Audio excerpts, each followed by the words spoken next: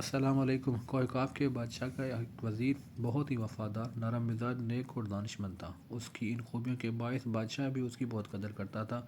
لیکن تقدیر الہی سے کچھ ایسا ہوا کہ دانا وزیر سے کوئی غلطی ہو گئی کہ انسان خطا کا پتلا ہے۔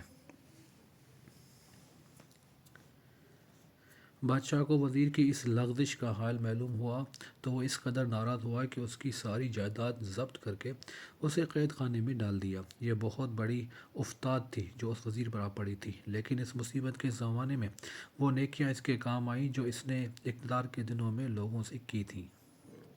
اس کا اصول تھا کہ یہ ادنا لوگوں سے بھی میٹھی زبان میں بات کرتا تھا اور جہاں تک ہو سکتا لوگوں کو فائدہ پہنچاتا۔ اب وہ خود مصیبت میں مبتلا ہوا تو وہ سپاہی اور اہلکار اس کے مددگار بن گئے جنہیں اس نے کوئی نہ کوئی فائدہ پہنچایا تھا، اور یوں اسے محسوس بھی نہ ہوا کہ وہ قید خانے میں ہے۔ اسی دوران میں ایک واقعہ یہ ہوا کہ پڑوسی ملک کے بادشاہ نے اپنے خاص آدمی کے ہاتھ اس وزیر کے نام ایک خط بھیجا۔ اس میں لکھا کہ یہ جان کر ہمیں بہت زیادہ افسوس ہوا ہے کہ تم جیسے قابل قدر اور نیک وزیر کو تمہارے بادشاہ نے ذلیل کیا ہے۔ اگر تم پسند کرو تو ہم تمہاری رہائی کا انتظام کر سکتے ہیں اور اس بات پر بھی آمادہ ہیں کہ اپنے دربار میں وزارت کی کرسی عنایت کریں۔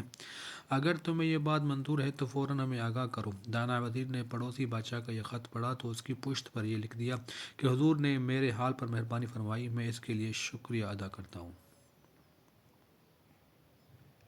لیکن مجھے یہ بات منظور نہیں کہ معمولی سی تکلیف سے گھبرا کر اپنے آقا سے بے وفائی کروں۔ پڑوسی بادشاہ کے قاصد کے آنے کا حال اتفاق سے ایسے شخص کو بھی معلوم ہو گیا جو اس وزیر کا دشمن تھا۔ اس نے فوراً بادشاہ کو اطلاع دی کہ قیدی وزیر فلاں بادشاہ سے مل کر حضور کے خلاف سازش کر رہا ہے۔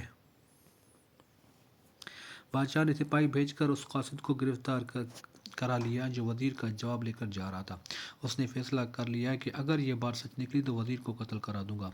لیکن جب دوسرے بادشاہ کا خط اور اپنے وزیر کا جواب پڑھا تو سارا غصہ ٹھنڈا ہو گیا۔ اس پر وزیر کی وفاداری پوری طرح ظاہر ہو گئی اور اسی وقت وزیر کی آزادی کا حکم لکھ دیا۔ وزیر قید خانے سے رہا ہو کر آیا تو بادشاہ نے پہلے سے زیادہ اس کی عزت کی اور خلعت عطا کرنے کے علاوہ اس بات پر افسوس کا اظہار کیا کہ غلط فہمی کی وجہ سے اسے ناحق تکلیف پہنچی۔ وزیر نے کہا، حضور خیال نہ فرمائے، مجھے جو تکلیف پہنچی ہے میری تقدیر میں لکھی تھی۔ خدا کی مرضی اور مشیت کے بغیر تو اب پتہ بھی نہیں ہلتا۔